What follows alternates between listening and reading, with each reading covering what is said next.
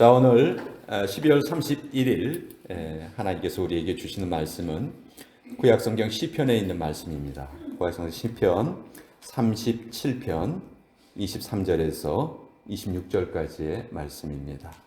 시편 37편 23절에서 26절까지 우리 하나님의 말씀을 같이 읽도록 하겠습니다. 시작.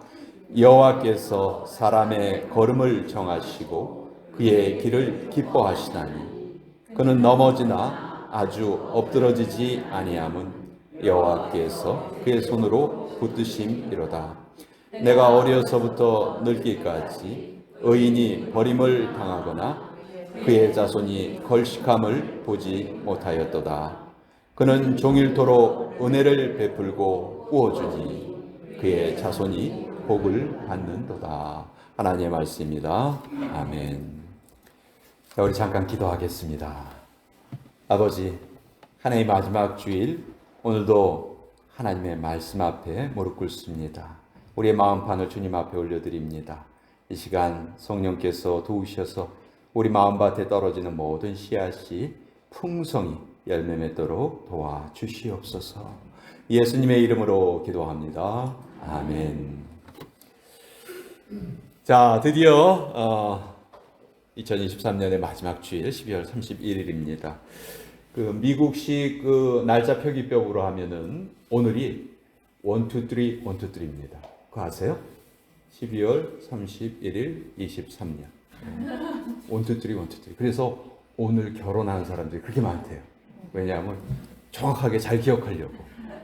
당신 언제 결혼했어요? 그럼 1, 2, 3, 1, 2, 3 이렇게 기억하려고 그런 사람이 많다고 제가 얘기를 들었는데, 여러분 올 한 해 여러분들 마지막 날까지 이렇게 우리 함께 지내왔는데 올 한 해를 보내시면서 여러분 느낌이 어떠신지 좀 여쭤보고 싶어요. 모두 다 각자 처한 상황이 좀 다르셨겠죠. 그러니까 당연히 여러분들의 느낌도 다르실 거예요.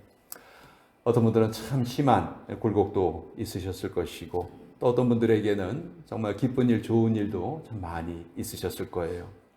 우리 모두가 이렇게 한 해 동안 열심히 믿음 생활하고 정말 열심히 사시느라고 우리 모두 정말 수고 많았습니다. 우리 옆에 분들에게 좀 인사 좀 하십시다.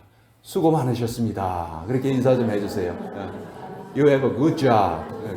You did a good job. 네, good job, good job. 그러나요, 우리 정말 수고했어요. 그렇지만 제일 수고하신 분은 우리 하나님이시죠. 예. 졸지도 않으시고 주무시지도 않으시고 우리를 돌봐주셨어요. 그 은혜로 지금 우리가 이곳에서 예배를 드립니다. 아니, 목사님 무슨 말이에요? 난 내 힘으로 살았어요. 내 뜻대로 내가 원해서 지금까지 살아왔는데 무슨 말씀하시는 거예요? 그런 말은 불신자들이나 하는 말이고요. 정말 우리가 조금이라도 정직한 마음으로 생각을 해본다면 하나님의 은혜를 우리가 모른 척 할 수가 없는 것이죠. 혹시 정말 올 한 해가 너무 힘들었기 때문에 정말 올 한 해만큼은 좀 내 인생에서 좀 물렀으면 좋겠다, 그렇게 생각하시는 분들이 있으실지도 모르겠어요. 그런데 오늘 하나님께서 우리에게 주시는 말씀은 명확하게 이렇게 말씀하고 계세요. 여호와께서 사람의 걸음을 정하시고 그 길을 기뻐하신다, 그렇게 말씀하고 계세요. 이 구절의 사람은 넓게 보면 세상 모든 사람들을 말하는 거예요. 그러나 1차적으로는 성경에 기록된 이 사람이란 단어는 바로 우리 하나님의 백성을 말하는 거예요. 그 누구보다도 하나님께서 자기 백성들에 대해서, 친백성의 삶에 하나님께서 관심을 가지고 계시고 친히 간섭해 주신다는 말씀이죠. 우리의 걸음을 정하셨다. 이 표현은 참 은유적인 표현이에요. 실제 뜻은 우리 삶에 일어나는 모든 일들을 하나님께서 다 섭리하고 계셨다. 그것을 다 결정해 주셨다, 이 말이죠. 내가 왜 500년 전, 1000년 전에 태어나지 않았습니까? 왜 앞으로 100년 후, 200년 후에 내가 태어나지 않았습니까? 왜 내가 지금 이 순간을 살아가죠? 게다가 이 미국 땅에서, 그것도 이 플로리다에서 이 브랜든에서 그 많은 교회들 중에서도 이 샘물교회를 우리가 섬기면서 살아갑니다. 여러분 그 이유가 뭐라고 생각하세요? 어떻게 설명하시겠어요? 성경은 한마디로 우리에게 알려주십니다. 여호와께서 우리의 걸음을 정하셨다. 우리가 언제 하나님의 부르심을 받을까요? 몰라요. 그것도 하나님이 정하시는 거예요. 우리 조상님들은 그 진리를 잘 알고 있었어요. 그래서 인명은 제천이다. 우리의 목숨은 하늘에 달렸다. 그런 말씀을 많이 하셨죠. 성경에 보면 선지자 예레미야도 이런 고백을 합니다. 예레미야서 10장 23절에 보면 여호와여 내가 알거니와 인생의 길이 자기에게 있지 아니합니다. 우리의 길이 나에게 있지 않습니다. 하나님께서 우리의 삶에 아주 적극적으로 개입해 주시고 내 삶의 방향을 다 정해 오셨다 하는 말씀이에요. 하나님께서는 우리가 언제 멈춰야 할지, 언제 전진해야 할지 그것도 다 알고 계세요. 그래서 우리가 이 진리를 우리의 마음속에 늘 기억하고 있다면 때로 우리의 삶에 답답함이 찾아오고 낙담할 수밖에 없는 그런 상황이 찾아온다 할지라도 우리 인생을 바라보는 우리의 시각은 여유 있게 바뀔 수 있을 것이다. 저는 그렇게 생각을 합니다. 왜냐하면 그 이유가 또 오늘 본문 말씀에 있어요. 24절에 그는 넘어지나 아주 엎드러지지 아니함은 여호와께서 그의 손으로 붙드심이로다. 우리 넘어집니다. 하나님의 자녀라 해서 이 땅에서 아무 문제 없이 살 수 있다는 말, 이거 완전히 비성경적인 말이에요. 성경은 어느 한 군데에서도 그런 말씀하지 않습니다. 만약 여러분들이 누구한테 그런 말씀을 들으시면 야, 이거 이단이구나. 조심해야 되겠다. 그렇게 생각하셔야 돼요. 성도들도 넘어지고 깨지고 실패하고 실수합니다. 오히려 하나님의 백성으로 살아가기 때문에 더 많은 어려움을 당해요. 사도행전 14장 22절에 보면 우리가 하나님의 나라에 들어가려면 많은 환난을 겪어야 할 것이라. 성도들이 하나님 나라에 들어가기까지 많은 환난을 겪어야 한다. 성경은 분명히 우리에게 이렇게 말씀하고 있어요. 그래서 이런 어려움이 찾아올 때 우리는 어쩔 수 없이 넘어져요. 그러나 절대로 엎드러지지는 않는다. 더 잘 걷기 위해서 우리가 넘어지고 깨지고 그러는 거예요. 그 과정은 꼭 필요한 과정이죠. 여러분, 도자기 장인이 하나의 명품을 만들어내기 위해서 얼마나 많은 도자기를 깨뜨릴까요? 아마 명품 하나를 만들기 위해서 1000개 이상의 도자기를 아마 깨뜨릴 겁니다. 그리고 결국은 명품을 얻어내죠. 결국 우리가 넘어지는 과정도 전 이와 같다고 생각을 합니다. 영적인 세계에서도 마찬가지라는 거죠. 처음부터 신앙생활 잘하는 사람 없어요. 그런 사람이 어디 있어요? 잘 걷기 위해서는, 즉 하나님과 진실한 교제를 나누기 위해서는 넘어짐의 과정이 꼭 필요하다는 거예요. 간혹 아주 좀 양심적이시고 미안함을 잘 아시는 분들이, 그런 성도님들이 저한테 이런 말씀 하시는 경우가 있어요. 목사님, 저 이제 하나님 앞에 염치가 없어서 교회 더 이상 못 다니겠어요. 너무 이제 좀 불성실하게 그렇게 신앙생활을 하셨다, 그 말이겠죠. 그런데요, 저는 정반대로 생각해요. 그런 분들은 염치 찾다가 천국 잃어버리시는 분들이에요. 여러분들 염치를 잃으시고 천국 얻으시기를 바랍니다. 잘못할 수 있어요. 다시 시작하면 되는 거예요. 잘못했다고 해서 나 거기 안 갈래, 이런 생각하시면 오히려 그것이 내가 더 크게 실패하는 길이죠. 우리는 다시 일어설 수 있다. 하나님께서 분명히 약속해 주셨기 때문에 그래요. 넘어지지만 아주 엎드러지지 아니함은 여호와께서 그의 손으로 붙으심이로다. 하나님의 의로운 오른손이 우리를 도와주십니다. 이사야서 41장 10절 말씀 우리가 너무도 잘 알고 있죠. 두려워하지 말라. 내가 너와 함께함이라. 놀라지 말라. 나는 내 하나님이 됨이라. 내가 너를 굳세게 하리라. 참으로 너를 도와주리라. 참으로 나의 의로운 오른손으로 너를 붙들리라. 그래서 우리는 아무리 힘들고 어려워도 재기불능의 상태에는 우리 이르지 않는 거예요. 천길 낭떠러지 만길 물속에서도 우리는 다시 살아날 수가 있는 거예요. 주님을 향한 신뢰가 있는 사람은 잠시 잠깐 넘어지지만 영원히 엎드려지지 않는다. 예수님께서 베드로에게 이런 말씀을 하신 적이 있어요. 누가복음에 보면 시몬아 시몬아 보라 사단이 너를 밀가부르듯 하려고 요구하였으나 그러나 내가 너를 위하여 내 믿음이 떨어지지 않기를 기도하였노라. 예수님께서 베드로의 믿음이 떨어지지 않기를 위해서 기도하셨다는 거예요. 우리도 마찬가지죠. 우리의 믿음이 떨어지지 않도록 우리 위해서 기도하시는 예수님이 항상 우리 옆에 계시다는 말씀이에요. 그래서 우리가 넘어지는 것은 잘 걷기 위한 과정이다 하는 건 우리가 정확하게 좀 알았으면 좋겠어요. 넘어짐이 우리에게 유익이 됩니다. 영적인 성숙을 가져와요.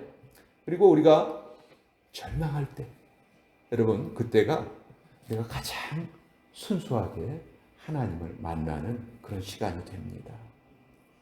그런 말 있죠. 큰 부자가 되려면 하늘이 꼭 한 가지 단계를 거치게 한다고 하죠. 완전히 쫄딱 망해봐야 된다는 거예요.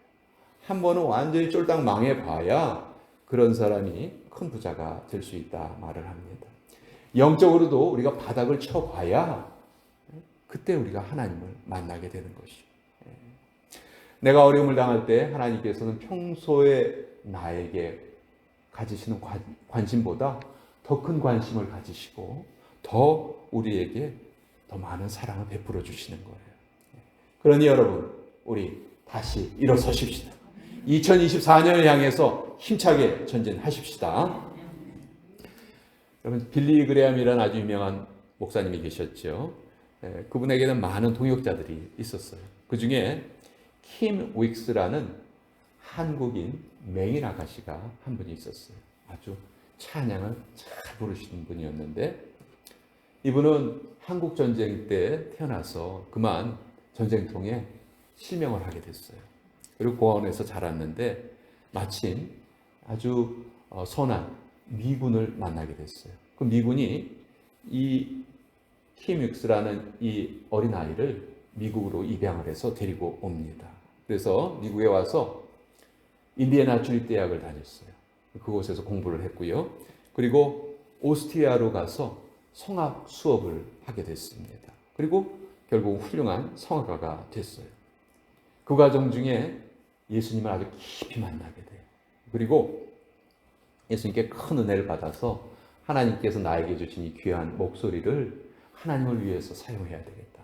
그래서 빌리 그레함 전도 집회에 같이 참여하면서 많은 분들에게 귀한 찬양을 불러주었던 분이에요. 이분이 이런 간증도 많이 했습니다. 어떤 간증을 했냐면 이거예요. 이분이 이제 시각장애이니까 다른 분들의 도움을 받아서 이제 어떤 길을 가고 그러시잖아요. 그때 이렇게 말을 했어요. 사람들이 시각장애인인 저를 인도할 때 저 100m 앞에 뭐가 있다고 그거 알려주지 않습니다. 그저 내 바로 팔 앞에 거기 물이 있으니까 좀 피해 갔어요. 거기 층계가 있으니까 그거 딛고 올라갔어요. 이렇게 말해준다는 거죠. 저는 그 말을 믿고 그냥 단지 한 걸음만 옮길 뿐입니다. 만약 저를 인도하신 분이 성실하다면 저는 반드시 제가 목적한 목적지에 도착을 하게 됩니다. 이런 말씀을 하셨어요. 저는 하나님이 우리를 이끄시는 방법도 똑같다고 생각을 합니다. 우린 1년 후, 5년 후, 10년 후 몰라요. 그 후에 일어날 일 어떻게 압니까? 다만 오늘 우리가 무엇을 해야 할지는 우린 그것을 알고 있죠. 그리고 그 하나님 오늘 나에게 보여주시는 그 길에 순종하면서 오늘을 사는 거예요. 그러면 하나님이 내일은 또 내일대로 우리를 또 이끌어 가시겠죠. 그리고 나중에 보면 결과적으로 마침내 하나님께서 내 인생 전체를 하나님이 약속하신 그곳에 이르게 하신다는 것이죠. 다윗은 오늘 자기의 고백을 하나 더 덧붙입니다. 25절에 이렇게 말해요. 내가 어려서부터 늙기까지 의인이 버림을 당하거나 그 자손이 걸식함을 보지 못하였도다. 다윗이 어렸을 때부터 노인이 될 때까지 한 가지 사실을 깨달았다는 거예요. 인생을 길게 보고 넓게 보았더니 정말 무릎을 탁 칠 만한 그런 답을 얻은 거예요, 다윗이. 세상을 하나님의 눈으로 보려고 애를 썼더니 하나님께서 특별히 관리하시는 분들이 다윗의 눈에 보였어요. 그 사람들이 누군가? 바로 의인이에요. 의인. 여러분, 의인이 누구죠? 성경이 말하는 의인이 누구예요? 성경이 말하는 의인은 도덕적으로 결함이 있는 사람이 의인이 아니에요. 하나님과 잘 통하는 사람이 의인입니다. 하나님 앞에 무릎 꿇을 줄 아는 사람이 의인이에요. 이 의인들에 대한 총체적인 그 인생의 결론이 25절에 있어요. 의인이 버림을 당하거나 그의 자손이 걸식함을 내가 보지 못하였노라. 쉽게 말해서 하나님의 백성들, 하나님이 의인이라고 인정해 주시는 사람들은 모두 다 은혜 속에서 살더라. 본인은 물론이고 자손들까지도 그 은혜 속에서 살더라 하는 것을 다윗이 깨닫게 된 것이죠. 초대교회 때 바나바라는 사도가 있었죠. 이 바나바가 부자였어요. 근데 자기 밭을 다 팔아서 그것을 교회에 헌금으로 드립니다. 그리고 그의 이 자발적인 헌신은 그 당시 어려움을 겪고 있던 많은 성도들에게 아주 큰 힘과 위로를 주었어요. 여러분, 타인을 위해서 내가 쓰는 돈, 교회를 위해서 내가 헌신한 것들, 내 수중을 떠나죠. 그렇죠? 그렇지만 그러한 것들은 결코 내가 잃어버리는 것이 아니에요. 저축되는 거예요. 혼자만 쓰겠다고 꽁꽁 숨겨놓은 돈이 바로 잃어버리는 돈입니다. 우리가 헌신하고 주는 것, 내 믿음을 증명하는 길이에요. 또 이웃을 돕는 길이에요. 이웃의 믿음이 자라게 하는 길이에요. 결국 나는 물론이고 내 자손들이 함께 복받는 지름길이 된다. 그래서 여러분, 정말 저나 여러분이나 한 가지 꿈을 꿔야 돼요. 후하게 베푸는 꿈을 꿔야 돼요. 우리 많이 베풀 수 있어야 됩니다. 그런 사람에게 하나님께서는 더 많이 베풀 수 있는 능력을 또 복을 내려 주실 것입니다. 2024년이 우리 샘물교회 성도들에게 그런 한 해가 되시기를 축원드립니다. 네. 인류 역사에 보면 정말 절세 가인도 많았고 영호골도 많았어요. 그렇지만 그들의 영광은 다 풀의 꽃과 같이 땅에 떨어지고 말았습니다. 하지만 우리 성도들이 받을 영광, 이것은 영원토록 지속이 됩니다. 하나님께서 우리의 인생길을 책임져 주시기 때문입니다. 우리 같이 기도하겠습니다.